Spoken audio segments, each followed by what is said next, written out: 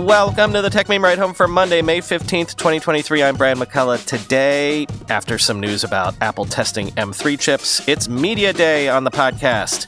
Wither Motherboard as Vice declares bankruptcy. Netflix is cutting spending on its originals. Is the pivot to ads going to define the next stage of the streaming wars? And ad-supported television is one thing, but what if I took that literally? Would you want a television that has a second screen to show you ads all the time? Here's what you missed today in the world of tech.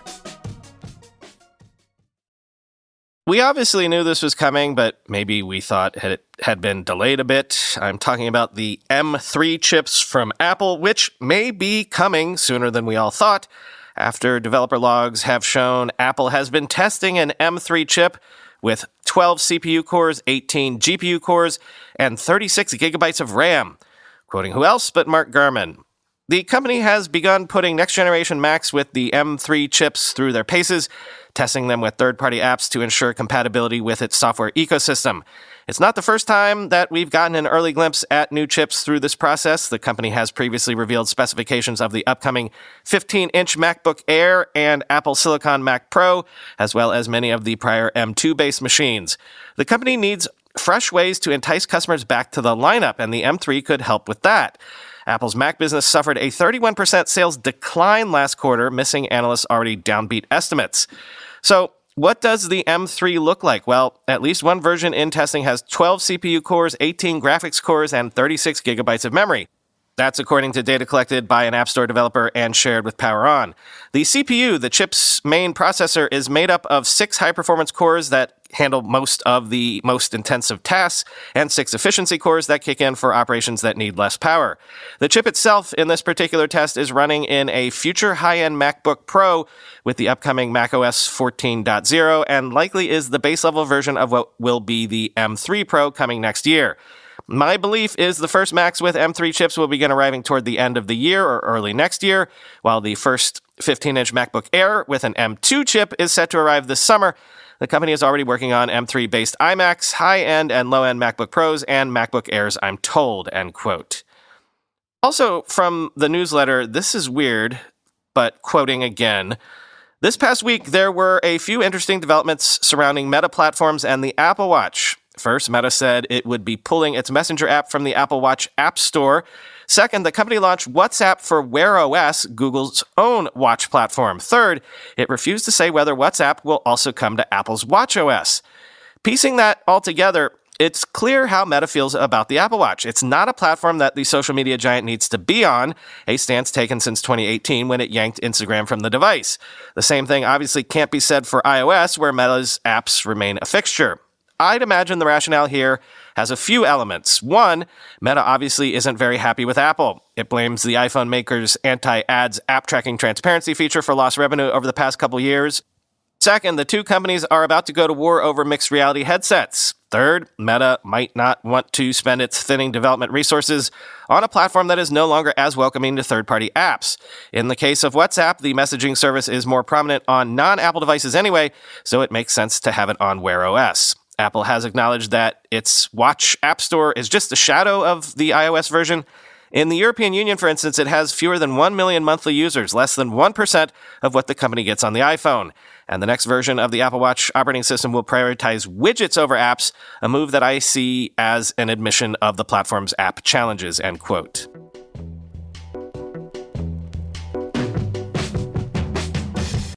Remember that part in the Ben Smith bonus episode a couple weeks ago where I told him about people asking me if I was worried that someday I wouldn't have enough tech news venues to quote from for this show? Well, worry about Motherboard, the tech vertical from Vice, since Vice has filed for bankruptcy and agreed to sell its assets to lenders, including Fortress and Soros Fund, for around $225 million.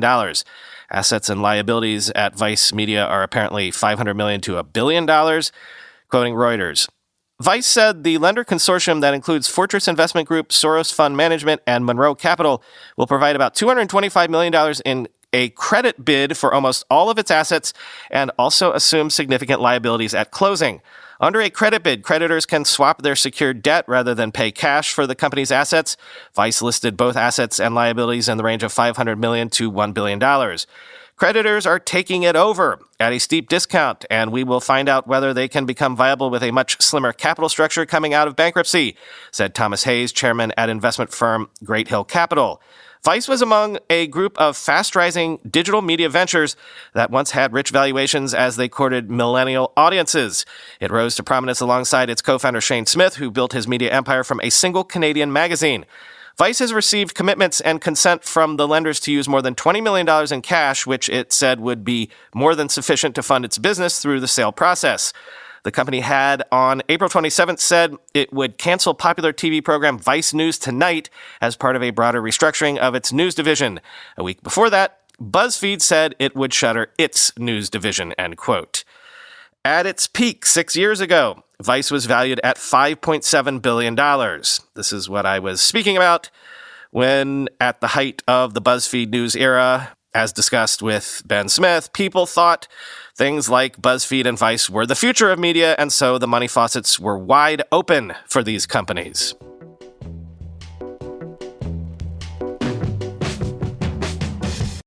It's a weirdly media-heavy day today. According to the Wall Street Journal, not only has Netflix trimmed the flow of its money faucet, at least when it comes to content creation, it's doing so imminently and bigly, quoting the Journal. Netflix plans to reduce its spending by $300 million this year, according to people familiar with the matter, as the streaming giant continues to push to improve profitability in a competitive market. The company is looking to cut costs in part because its plans to crack down on password sharing broadly in the U.S. and elsewhere were pushed back from the first quarter to the second quarter, the people said. That change is expected to generate new revenue. In an internal meeting earlier this month, company leaders urged staffers to be judicious with their spending, including in relation to hiring, but said there would be no hiring freeze or additional layoffs, the people said. Netflix raised its estimate last month for how much free cash flow it aims to generate this year to at least $3.5 billion from an earlier target of $3 billion. The move was shared when the company announced its first quarter earnings. The company said it delayed its password-sharing crackdown to give it time to learn which approach was best for members and its business. As a result, the revenue from the change is now expected to come in toward the second half of the year, according to the people familiar with the matter. The reduction in spending represents a small percentage of Netflix's overall expenses. Last year, the company's operating expenses were about $26 billion, end quote.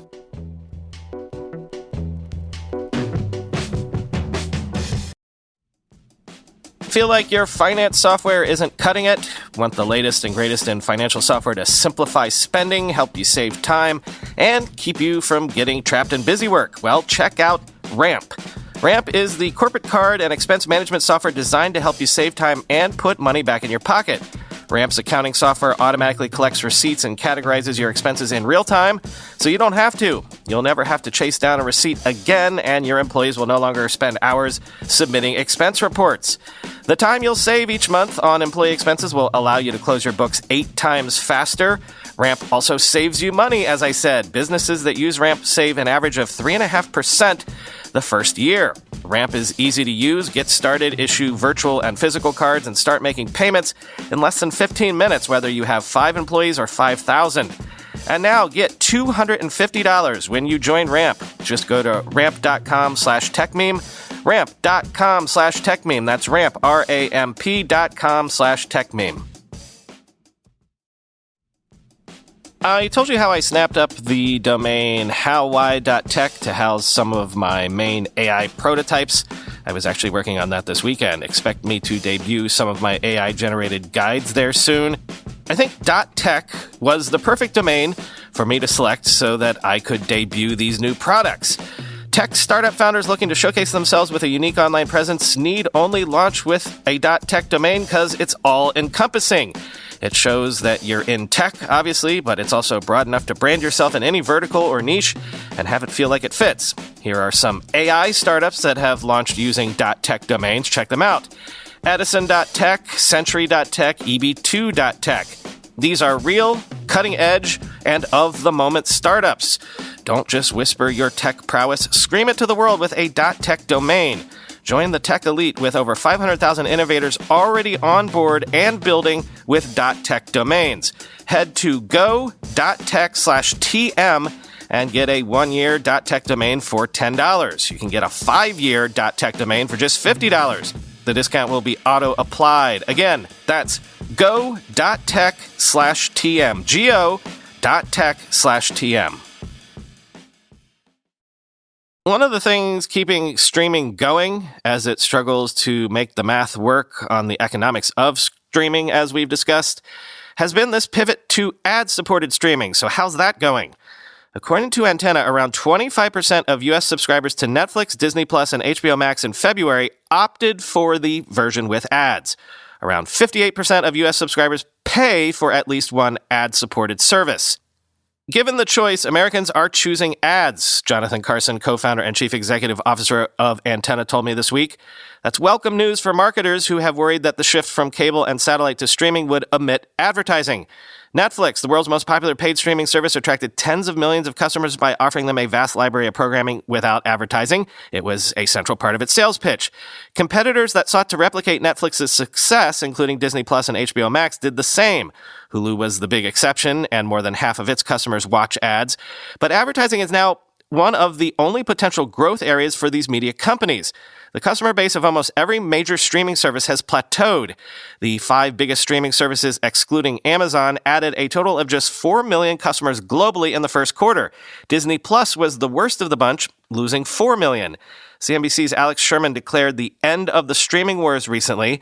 While the thrust of Alex's piece is bang on, I would actually argue the opposite. This is the beginning of the battle. In the early days of streaming, everyone could grow at the same time. Streaming wars was a misnomer. As the services got bigger and competition intensified, they hit a ceiling. There are only so many people willing to pay for several services at more than $10 a month each.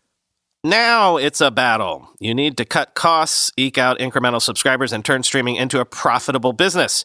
It's going to lead to attrition and consolidation. Whether advertising can reverse this trend remains to be seen. TV has for decades offered a mix of free channels, channels that cost money and include ads, and channels that cost even more, but don't have advertising.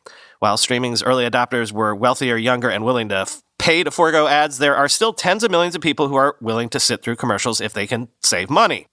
The people who use Netflix's basic tier with advertising are older, poorer, and less educated than the average consumer for its premium tier, according to Antenna.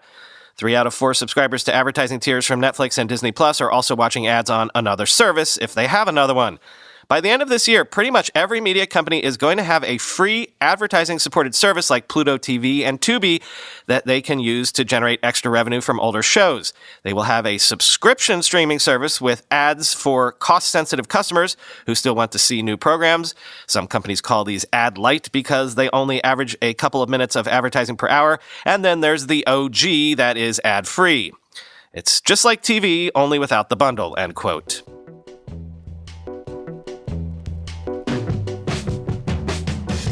Finally today, ad-supported TV. What if I took that phrase literally?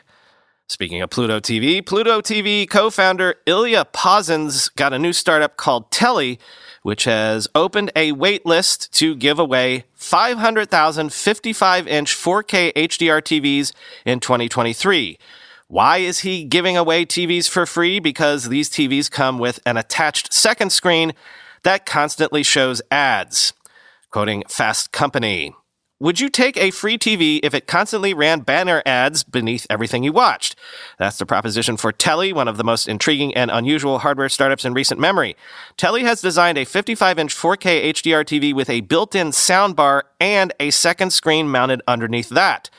On that extra screen, users will see a mix of informational widgets and advertisements which can't be disabled. Janko Rutgers broke the news of Telly's existence earlier this month, but now the startup is making it official. "We're giving the device away for free, and the entire business model is supported by our advertising, data, and affiliate revenue streams," says Telly founder and CEO Ilya Pazin, who previously co-founded the free streaming service Pluto TV. Telly plans to ship out 500,000 free TVs in 2023 and is opening up a waitlist today. While the idea might seem outlandish, it's really just taking the smart TV business model to its logical end. TV makers already sell their hardware at slim margins while relying on revenue from targeted ads and data brokering to boost profits. By inventing a new kind of TV around that model, Telly believes it can eat the entire hardware cost and still come out ahead. Telly's bottom screen isn't just a vessel for ads, though. In demos and product images, the ads cover roughly a quarter of the bottom screen, with the rest being used for information and interactive features. You might use it to glance at the weather or a news ticker, for instance, or to quickly control music playback. The bottom panel also stays lit up when movies or TV shows are playing, albeit at lower brightness than when you're browsing around. That's a non-negotiable part of the deal, though Telly hopes you'll want access to the bottom screen more often than not. Even when your main screen is off, you can leave the bottom screen on and it becomes the main device in your home, Pazin says. We believe that's what a TV in 2023 should be. Oddly enough, Telly isn't building any actual smart TV software into the television. Instead, Telly will ship with an Android TV streaming dongle, which users can plug in to any of the TV's 3 HDMI inputs. Telly's own Android-based OS will only control the TV's ads and interactive features. Alongside the extra screen and built-in soundbar, Telly's TV also includes a camera and microphone. These will allow for video chat on either screen. Zoom is an initial partner, along with Hey Telly voice commands. Telly has a lot of other ideas for the second screen, too. Pazin mentions smart home controls and security camera footage as examples, though Telly has no partnerships yet on these fronts. And it's also working on a software development kit for app makers. The plan is to constantly upgrade the TV's capabilities over time. Don't be fooled by the fact that it's free, Pazin says. What we're building here at Telly is by far the most feature-rich smart TV on the market. Implicit in the free TV concept is that you're surrendering some data privacy in return. The waitlist sign-up alone requires a 5-minute survey with a gamut of questions about your personal life. Telly says it will use this information to decide who gets a TV in the first place and to fuel its ad targeting efforts. We know where you live, what your income bracket is. Obviously, it's all anonymized, but we know what car you're driving. We know when your lease is up. We know where you shop. We know what your favorite sports teams are, etc., Pazin says. Automakers can then use that information to target people whose leases are coming due, while food delivery companies could show ads around dinner time to people who often order in. Like many other smart TVs, Telly will also detect what's playing on the TV with automatic content recognition, or ACR, which it may sell in anonymized form for use for targeted ads. The difference with Telly is that you can't opt out of this data collection. At best, you can ask Telly not to sell your data in states where that's an option. Perhaps it's a bit out of tune with an increasingly privacy-aware society, but it's not as if Telly is hiding the nature of its business. We're very upfront and transparent, Pazin says. Everyone knows what they're getting into, what the value exchange is. Telly has already shipped a small number of TVs for private beta testing and aims to start fulfilling waitlist orders this summer. Its goal is to ship 500,000 sets by the end of the year, end quote.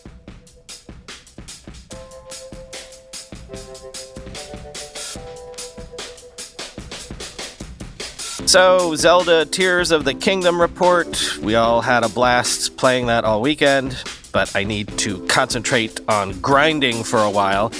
Need to hunt for some food to protect Link's health, and Max has been yelling at me to do more shrines so we can up our hearts, and I think he's actually right about that. It's about time.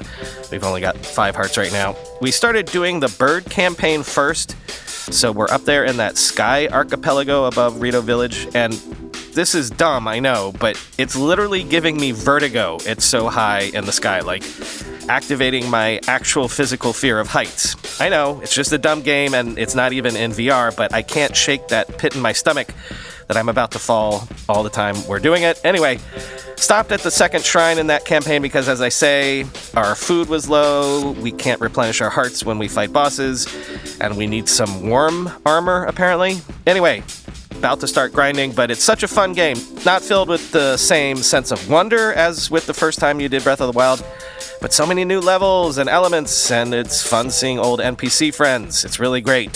Talk to you tomorrow.